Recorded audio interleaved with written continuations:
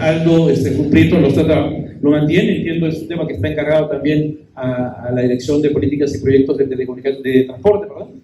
Es el proyecto de Pucallpa, pero el cual, en línea con lo que mencionaba el ingeniero, efectivamente hay que hacer la ampliación de esa concesión que hoy día existe, que salga de Cerro Pasco y llegue hasta Pucallpa.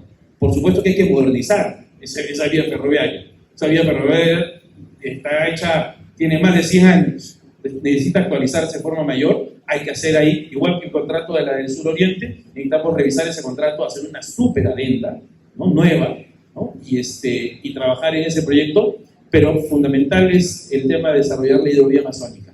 Esa es la clave.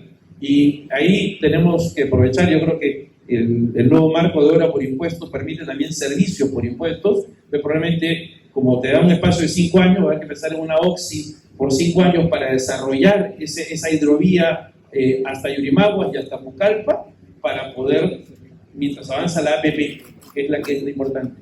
De ahí hay que pensar en el tren, que salga de Pucallpa y llegue hasta el Callao, y luego el del Callao se va a unir con Chancay. Ya está digamos, del estudio de factibilidad está prácticamente listo ya del tramo de Lima a Barranca, y la CAF, ya aprobó los casi $4,5 millones más de dólares para hacer el estudio de factibilidad de Barranca a Trujillo.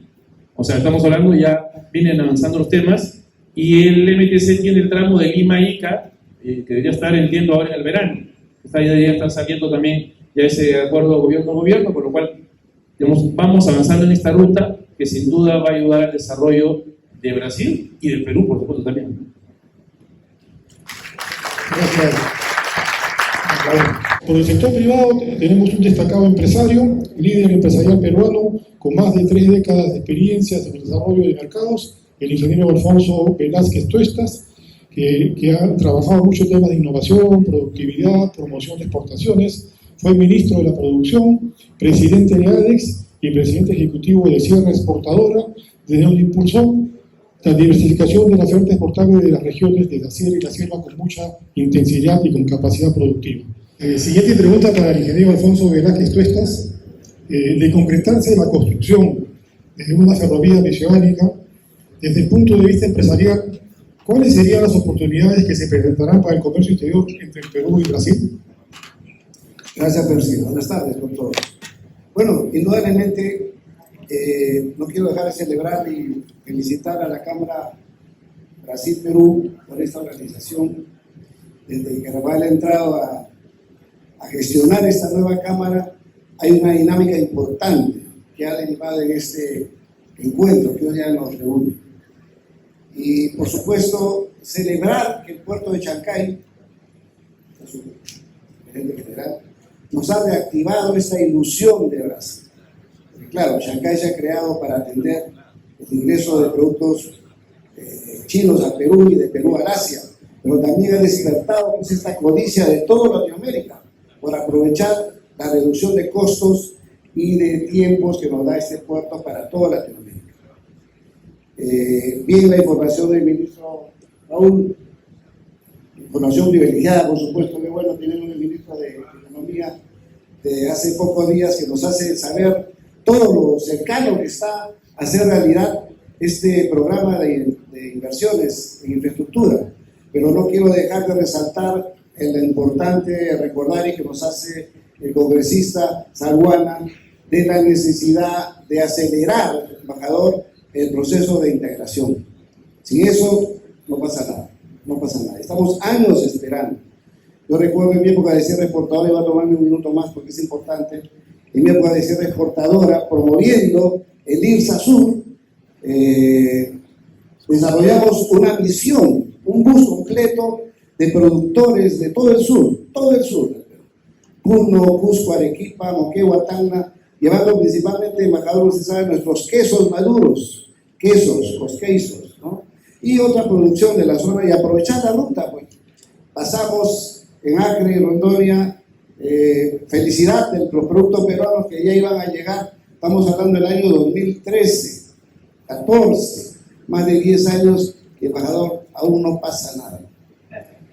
Bueno, pero estoy seguro que vamos a hacer que eso pase en su momento. Va a suceder. Entonces yo quiero pensar también que todo lo que estamos hablando, estimados amigos, se convierta en herramientas de desarrollo. No tiene sentido que estas rodovías y el ferrocarril que se está hablando con tanta ilusión nos traiga solamente productos brasileños. También nos interesa aprovechar este momento para modificar la matriz productiva del Perú, orientando que las regiones con menor desarrollo puedan integrarse a producir todo aquello que hace falta en los estados por donde van a pasar estos mecanismos, tanto ferroviarios como rodoviarios, como llama Brasil a sus carreteras, ¿no? Eso nos va a significar indudablemente el pensar en el establecimiento de polos de desarrollo, no solamente zonas económicas especiales, como está dictaminado en la ley, sino también generar zonas industriales que puedan desarrollarse para aprovechar este inmenso potencial de nuestra sierra y de nuestra Amazonía, que inicia su proceso de colocarse de cara al inmenso mercado brasileño, 213 millones de habitantes que están esperando la producción peruana por ser de menor costo y seguramente de relativa mejor calidad. Muy bien. Representante del Ministerio de Transportes y Comunicaciones, el señor Jorge Eduardo Sales Ojeda, que es economista de la Universidad Mayor de San Marcos, actualmente dirige la Dirección de Gestión de Infraestructura y Servicios en Transportes y anteriormente la Dirección de Inversión Privada del Ministerio de Transportes y Comunicaciones. Cuenta, por tanto, con amplia experiencia en tema contractual y promoción de inversiones bajo la modalidad de asociaciones público-privadas. Pregunta para el señor Jorge Eduardo Salas. Desde el Ministerio de Transporte, ¿cómo ven la propuesta de una ruta ferroviaria? ¿La infraestructura ferroviaria actual está preparada para ser parte de este corredor bioceánico? Sí, buenas noches. Primero, muchas gracias por la invitación. Con respecto a las preguntas que están haciendo, en realidad son bastante interesantes. Y mucho de ello realmente también Raúl ya lo respondió bastante bien, me ha quitado bastante de lo que podía decir.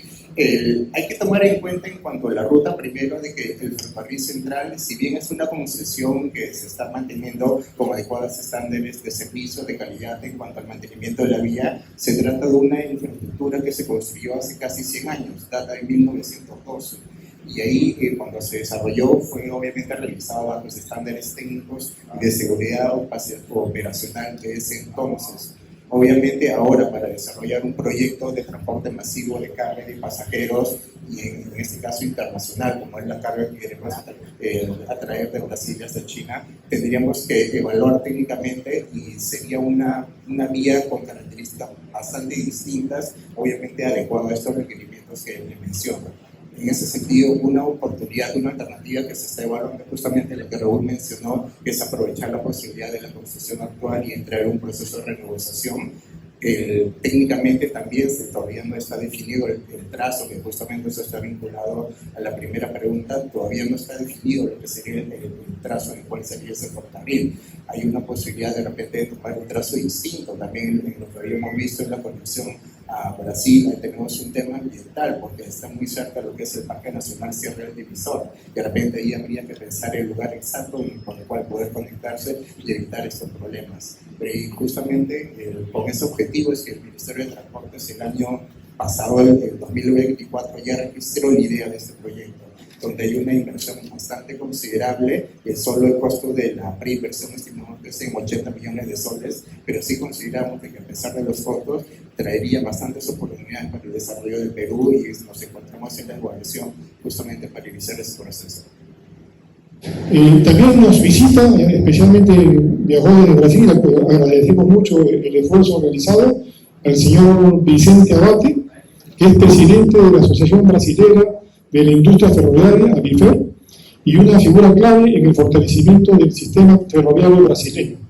Bajo su liderazgo, ABIFER ha promovido la modernización de la industria ferroviaria, la renovación de flotas y el desarrollo tecnológico sostenibles, como locomotoras eléctricas a batería fabricadas en Brasil. Abate también ha sido nombrado secretario ejecutivo del Frente Parlamentar para el fortalecimiento de la industria ferroviaria, impulsando políticas públicas para integrar el transporte ferroviario en proyectos estratégicos, ¿no? Guianas, perdão, na ruta amazônica, na ruta de quadrante Rondon, na bioceânica de Capricórnio e bioceânica do Sul. Aqui somente passando que há importância naturalmente, mas são mais, nós vamos focar nas rutas 4 e 5 que permitem que nós tenhamos o país Peru haciendo su parte en esta conexión bioceánica. Que ya como o engenheiro Garro dijo aquí, son más de 100 millones de toneladas por año, o sea, además del aspecto de la práctica de ESG, es una cantidad de mercancía que viabiliza cualquier ferrovia en el mundo. Aqui a Ruta 2, chegando a Lima. A Ruta 3, também a Lima, pero passando lá, como já foi falado aqui, por Cruzeiro do Sul. Esse quadrante Rondon em março de 2024 em Porto de Xangai, que é de extrema importância, que foi apoiado e está apoiado por Brasil. Incluso eu queria falar que nós de ABIFER temos uma frente parlamentar, não só para o fortalecimento da indústria ferroviária brasileira, mas também por falar com o governo federal e com o Congresso Nacional para implementar as ações necessárias para crescer o transporte ferroviário em Brasil e Latinoamérica. Novamente uma foto de Porto de Xangai. O embaixador fez uma invitação, e com o Gustavo também, e nós vamos a visitar, se não nesta oportunidade, muito proximamente. E na Ruta 4, que vai desde Ilhéus e chegando até Antofagasta. E por último, também na Ruta Sul, que sabe de sul do Brasil e chega até Valparaíso, São Antônio e Santiago. Aqui eu me despido de vocês agradecendo por toda a... ¿Cuánto costaría, estimaciones, construir una ferrovía propuesta por ustedes? ¿En qué tiempo se puede hacer? Y una vez que la ferrovía esté construida, ¿en qué tiempo se va a llegar de Chancay, por ejemplo, a Porto Alegre en Brasil?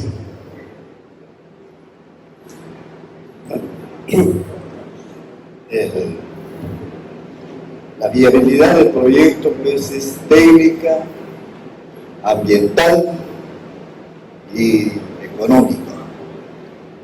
El gobierno en el año 2008 ha sacado 2 leyes declarando de utilidad pública y necesidad social los ferrocarriles Mayor, Calpa, Hito 78. Y el otro ferrocarril que venía de Salaberry, Jujuy, hasta la frontera con Brasil. Fueron convocadas las concesiones para que se hicieran con iniciativa privada autofinanciada. Se dieron todas las normas para que se desarrollen estos proyectos, lineamientos técnicos, decretos supremos, dándole la aprobación de su reglamentación. Sin embargo, hasta el año 2014 no se presentó ningún inversionista interesado en ejecutar estos proyectos, porque simple y llanamente no tenían viabilidad técnica, no tenían viabilidad económica, ni tenían viabilidad ambiental. Esa ha sido la razón, porque más de 6 años que el gobierno, las autoridades, funcionarios, invitando a nivel internacional para que participen en esta concesión, nadie se ha presentado. Porque así, a primera vista, nomás con un análisis simple, se demostraba que carecía de viabilidad ambiental, viabilidad técnica y viabilidad económica. Ahora, aprovechando esta coyuntura de que se salió la ley PETAC, nosotros en el Ministerio de Transportes, en la Dirección General de Caminos y Ferrocarriles, hicimos una cuantificación de los metrados y costos que costaría este ferrocarril. Se determinó que tenía una longitud de 1.700 kilómetros, hablando de Bayova, Pucallpa, frontera con Brasil, y que tendría un costo aproximado de infraestructura, material rodante, material atractivo, de 12.480 millones de dólares. Entonces, nosotros, para ver su viabilidad, hicimos una programación en estadística HDM3, se llama el programa, y se determinó que este proyecto resultaba viable si en el año 1, con un tren de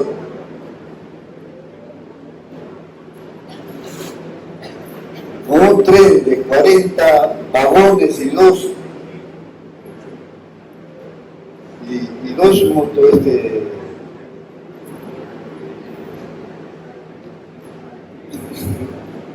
ferrocarril de enfrente, eran 40 vagones y debían transportar la carga de 10 millones de toneladas. En el año 15 tenía que transportarse este ferrocarril de 2 locomotoras, 40 vagones, 17 trenes diarios para transportar 20 millones de toneladas. Y en el año 30 debían transitar 35 trenes diarios para transportar 42 millones de toneladas. Con esas condiciones resultaba viable este proyecto, porque dio indicadores positivos, un valor actual neto de 2.480 millones, un índice de... Ya hablamos de que es importante la profundización del AC58, esa ratificación siempre está en el sector empresarial demandando. Si se da el corredor ferroviario, independientemente de la ruta que se tome, ¿qué impactos en la economía se tendrían, ¿no? En temas de infraestructura, comercio y turismos? ¿Qué inversiones adicionales podría realizar el Estado para que las regiones se beneficien de este corredor ferroviario? No, sin duda alguna que el impacto sería altamente positivo. Sin embargo, lo que yo pienso es que el tema del tren bioceánico, que el cual el Perú tiene que concurrir, tiene que participar de manera activa. Brasil y China han firmado un acuerdo de cooperación económica en torno a este tema en el mes de mayo. El presidente Lula es un impulsor de estas vías de integración hace muchos años. Ha sido el promotor de las IRSAs en la década de los 2000. Sin embargo, este acuerdo, por ejemplo, plantea un horizonte de 10 años. Evaluación, estudio, formulación de expedientes técnicos y ejecución del tren en el tramo brasilero hasta la frontera con el Perú, en la zona de Asís, frente a Iñapari, en el departamento de Madre de Dios, Perú. Esa es la ruta aparentemente que sería la que funcionaría en el tren bioceánico. Pero esos son 10 años. Lo que yo creo que tenemos que hacer de manera pragmática es potenciar, consolidar, impulsar y fortalecer las IRSAs que en este momento están funcionando. Nosotros estamos conectados con el Brasil desde el año 2010 por vía terrestre.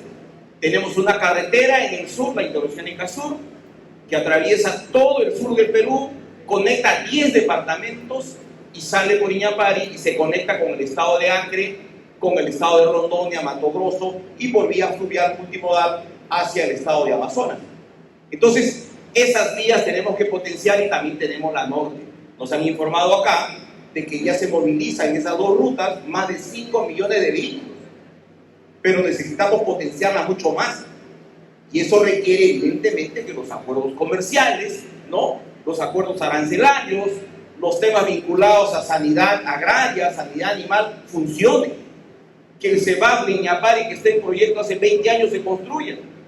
Que los hermanos brasileños atiendan las 24 horas en Asís, Brasil. Ese es un trabajo que nuestro querido embajador siempre ha estado impulsando, pero necesitamos hacer eso. Entonces, si nosotros movemos el sur, podemos movilizar la gran capacidad productiva agraria de Arequipa, de Tacna, Moquegua, Cusco, Puno. Podemos generar valor agregado con la instalación de zonas económicas especiales privadas, cuya ley hemos dado en los últimos 12 meses, al igual que la Ley General de Turismo, la nueva ley agraria, la ley de APPs, hemos trabajado precisamente con el ministro Pérez Reyes, que nos acompaña en este momento. Son trabajos conjuntos que se hizo con el Ejecutivo y que son normas sin duda altamente promotoras de la inversión y del desarrollo.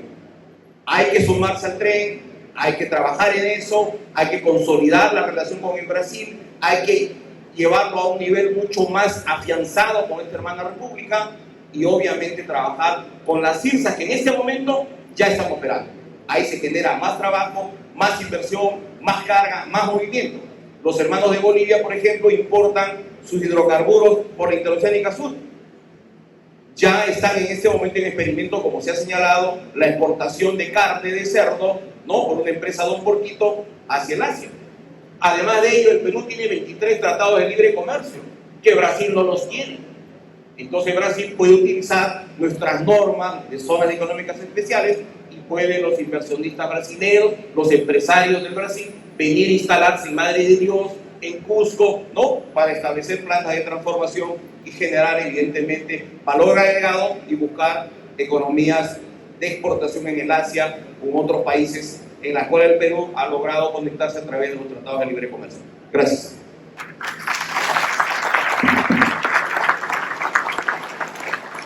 Perfecto. Muy importante la ratificación del acuerdo de profundización 58 para poder avanzar en los temas de mediano plazo. En corto plazo, sin lugar a dudas, como dice el congresista, las CIRSAs se tienen que fortalecer, la hidrovía tiene que funcionar, Puerto de Orinado ha hecho inversiones muy importantes que deberían aprovecharse. Corto plazo hay mucho por hacer, mediano plazo la ferrovía. Pregunta para el señor Raúl Pérez Reyes. De concretarse la construcción de este proyecto corredor ferroviario, siempre indicando, independientemente de qué ruta se tome, ¿qué otras inversiones en infraestructura se van a desarrollar en esas rutas? ¿Zonas económicas, puertos turísticos? ¿Qué opinión tiene al respecto? Sí, mira, creo que hay tres temas que mirar y volviendo al tema del alineamiento de los astros, creo que no hay que perderlos. Uno es que se acaba de promulgar hace semanas nada más la ley de zonas económicas especiales privadas, cosas del destino. Quien promulgó esa ley fue el presidente del Congreso, que hoy día es el presidente de la República. O sea, creo que ahí tenemos un primer tema, y exactamente lo mismo con la ley de APPs, ¿no?, que trabajó en su momento Pepe Salardi, que me tocó a mí hacer unos afinamientos y que trabajamos con el Congreso, y que también el presidente del Congreso en aquel momento lo aprobó, hoy el presidente de la República. Entonces creo que ahí hay que trabajar los dos reglamentos de esas normas, que son fundamentales porque eso va a viabilizar negocios justamente alrededor de esta infraestructura que integra ferroviariamente. Y la otra tiene que ver con, digamos, el desarrollo ya más de nuestra oferta comercial, y creo que tenemos que mirar que, por ejemplo, en todo ese eje, por ejemplo, el corredor que viene de Pucallpa hasta Lima, tenemos una cantidad de productos en condiciones de exportación impresionantes. Por ejemplo, papa en Huánuco. O sea, el Huánuco es el principal productor de papa del Perú. ¿Okay? Para que tengan una idea. Piña. En toda la zona, el corredor es amazónico, ¿no? Y estamos hablando de una cantidad impresionante de agricultores, de pequeños y medianos agricultores, que hoy día, bajo modo cooperativo, producen papa, producen piña, también producen tuna, producen palta. Es decir, yo creo que lo que viene asociado además a la ley, justamente a la renovación de la ley de la agroexportación, es una ventana en la cual no solo van a seguir creciendo los agroexportadores de la costa, sino justamente estos agroexportadores, los medianos y pequeños de forma asociativa, en ese marco que vamos a tener que trabajar. Y por eso es importante la ley de zonas económicas especiales y su reglamento, y la ley de APP y su reglamento también, porque todo eso viabiliza justamente estos negocios y estos proyectos de infraestructura que finalmente van a terminar mejorando la productividad, porque finalmente todo el proyecto, toda la parte ferroviaria a donde apunta es a mejorar la productividad de nuestros productos para hacernos más competitivos.